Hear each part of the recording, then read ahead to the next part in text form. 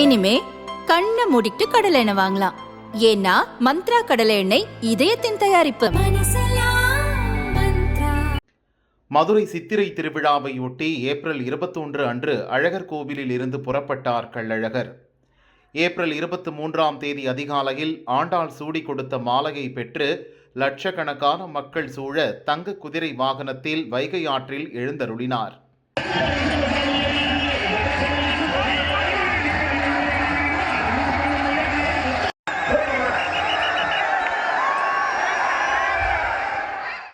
April 24ஆம் தேதி வண்டியூர் தேனூர் மண்டபத்தில் மண்டூக முனிவருக்கு சாப விமோசனம் அளித்தார். தொடர்ந்து ராமராயர் மண்டகப்படியிலிருந்து பூப்பல்லக்கில் புறப்பட்ட அழகர் இன்று காலை அழகர் மலை திரும்பினார். மலைக்கு திரும்பிய அழகரை 200 கிலோ பூக்கள் தூவியும் 21 பூசணிக்காய் உடைத்து திருஷ்டி கழித்தும் பக்தர்கள் தடபுடல் வரவேற்பு அளித்தனர்.